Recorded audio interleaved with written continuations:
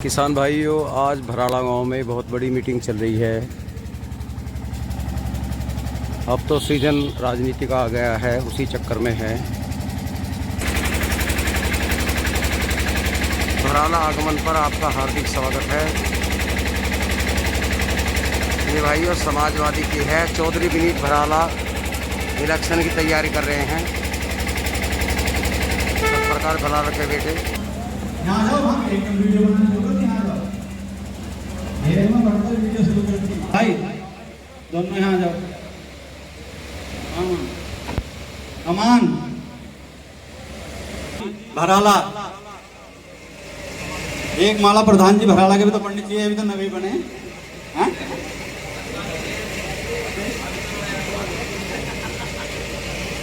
प्रधान जी कहाँ हैं?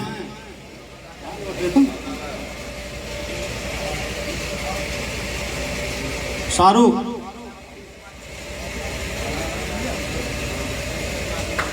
प्रधान जी भराड़ा, शाहरुख हर तरीके साई के साथ, उनके बाद भी मेरे साथ ही रहे। हमारे पास उनके साथ जाते हैं और क्षेत्र का नगोड़ी होंगे। तीन में गए, नगोड़ी वालों ने भी आपसे पूछा क्या बात भाई कहाँ है। पूरा परिवार, पूरा भराड़ा परिवार आज कहीं कमी महसूस कर रहा है। यहाँ मेरे सिवाय हमारे आज चचा गजेंद्र हैं भराड़े से। भराड़ा पूरे क्षेत्र की तरफ से और भराड़ा में उनका स्वागत। प्रधान जी कहाँ? राजेंद्र तुम पीछे मत बैठो, जगह सुनो।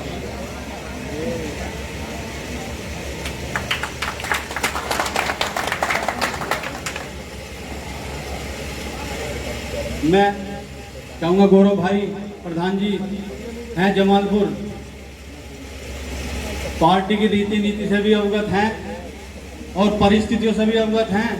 मैं चाहूंगा कि आप जो हमारे साथी यहाँ आए हैं एक बार बात।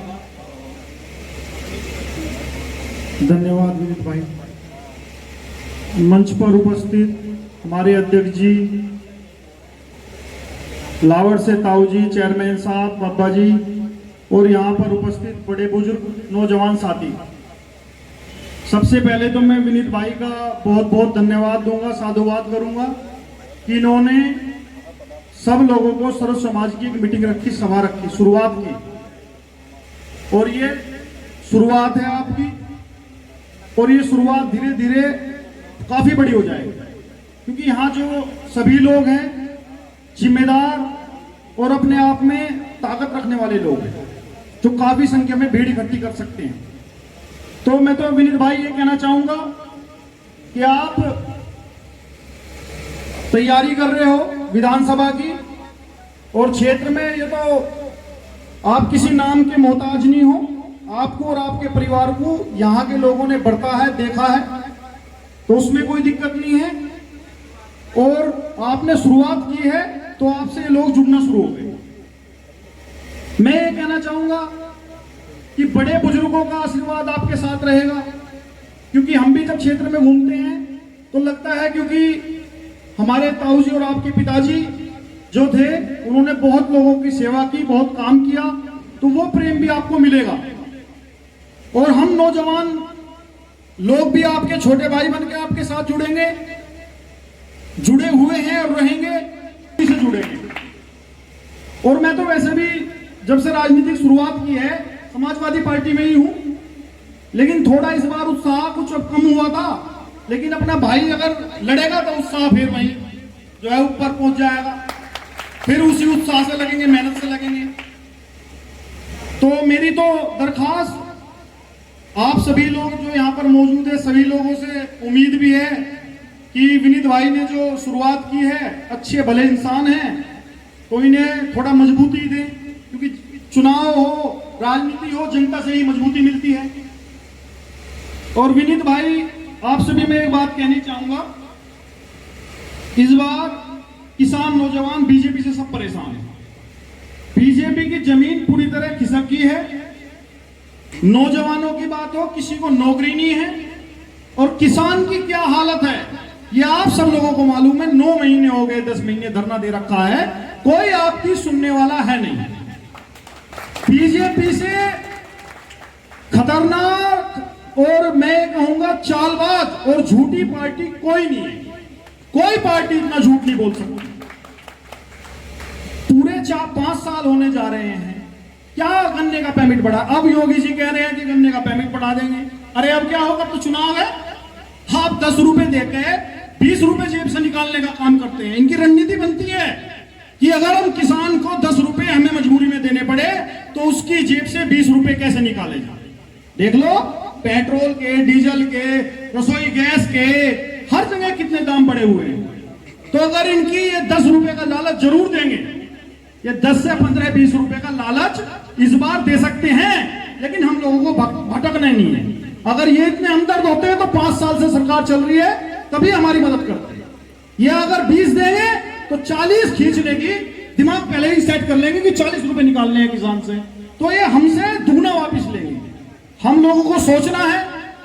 तो इसीलिए बीजेपी के किसान नौजवान पूरी तरह विपक्ष में है, और लोकदल का गठबंधन, समाजवादी का गठबंधन एक सरकार बनाने जा रहा है। सच्चाई है, क्योंकि हम तो जहां भी जाते हैं चर्चा होती है, हर व्यक्ति से बात होती है, तो पूरी लोकदल समाजवादी का गठबंधन होने जा रहा है।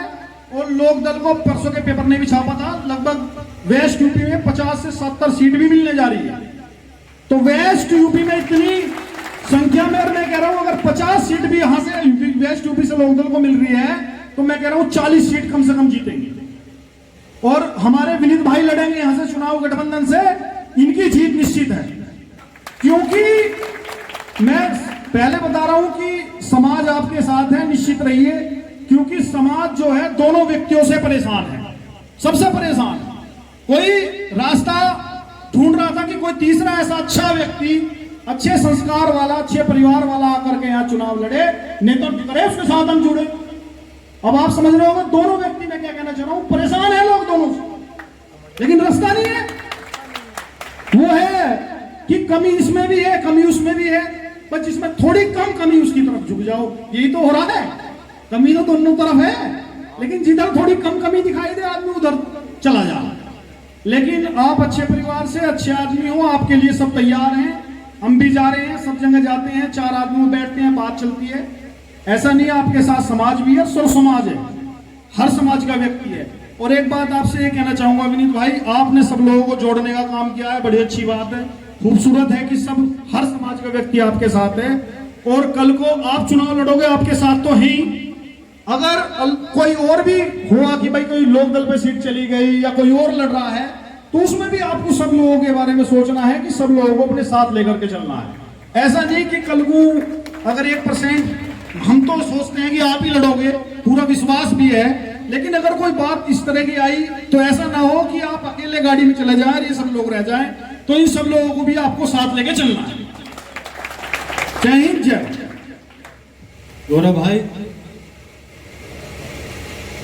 गौरव भाई, मैं ये बात सबसे पहले आप बता दी थी, शायद आप लोगों ने सुनी होगी, आपने ध्यान नहीं करा, कि गठबंधन हमारे राष्ट्रीय नेतृत्व को करना है। हमारे नेता, हमारे राष्ट्रीय अध्यक्ष आदरणीय अखिलेश यादव जी और जयंत चौधरी जी को तय करना है गठबंधन और सीट किस पर रहेगी। सीट राष्ट्रीय लोकदल पर है, सीट समाजवादी पार्टी पर है। समाजवादी पार्टी से कोई लड़े और राष्ट्रीय लोकदल से कोई लड़े। हम बीजेपी के विरोध में पहले से रहे हैं और फिर रहेंगे पूरी तरीके से। और आप लोगों को एक चीज और बताऊं, आप लोग सब इनकी बहकावे में, इनकी भावनाओं में बह गए थे मुजफ्फरनगर दंगे से। मुजफ्फरनगर का दंगा हुआ 2013 में, 2014 में चुनाव हुआ, उस समय मैं बसपा में था। यहाँ से बसपा से कैंडिडेट थे कादिर राणा। मेरे परिवार के लोग भी, मैं बूथ पे बैठा था, कादिर राणा का एजेंट बना हुआ, और मैंने 3 वोट डाली थी, एक अपनी दादी जी की, एक मेरी भाभी डालने गई थी। बीजेपी के जो लोग वहां खड़े थे एजेंट बने हुए, उन्होंने मेरे से कहा कि थारे घर में से तू चला जा, क्यों उन्हें पता था इनके घर में से तो जरूरी है उस पर वोट गिरेगी। लेकिन हमारे परिवार के लोग भी क्या उस टाइम तो जब कश्मीर से कन्याकुमारी तक हर हर मोदी और घर घर मोदी के सिवा किसी को कुछ दिखाई नहीं दे रहा था।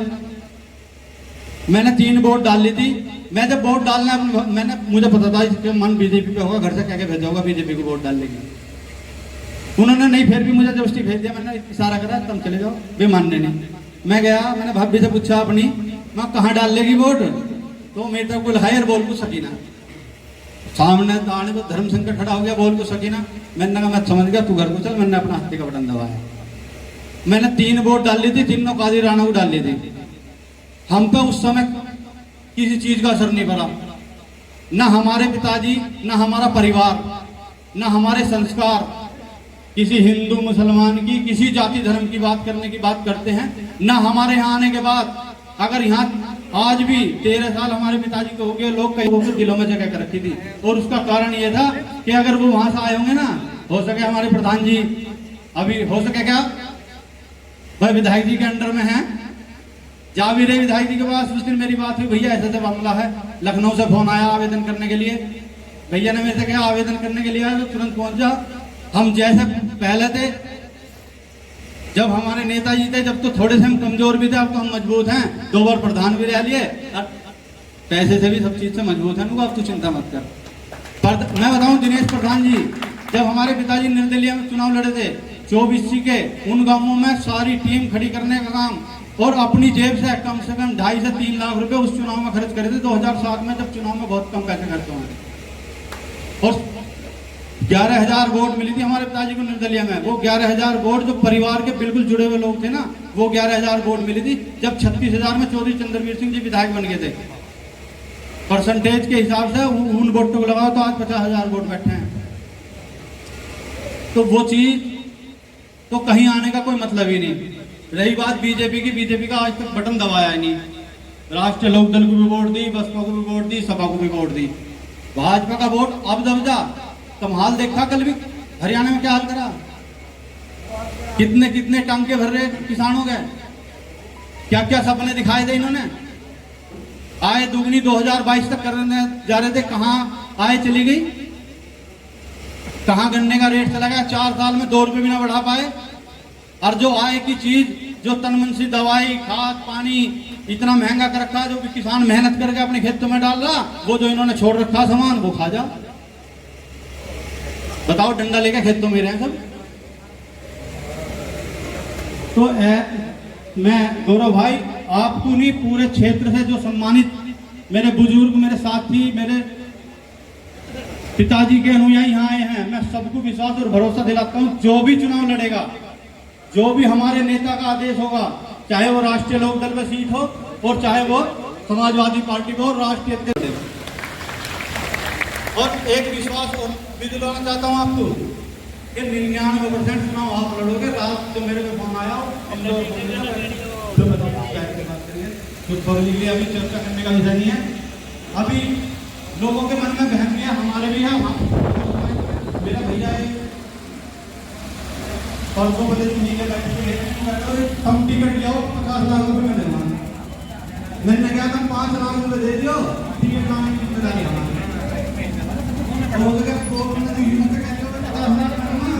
टिकट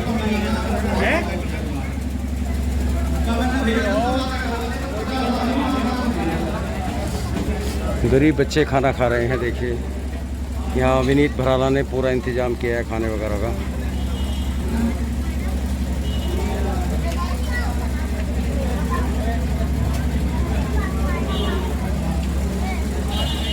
भाइयों, वीडियो अच्छी लगी हो तो लाइक करना। नमस्कार। मेरा किसी पार्टी पॉलिटिक्स से मतलब नहीं है। मैं तो जो बुलाएगा उसके वहीं जाकर वीडियो शूट करूँगा। जो सच्चाई है वो सामने आ रही है। हर किसी को हक है अपनी बात कहने का, सुनने का।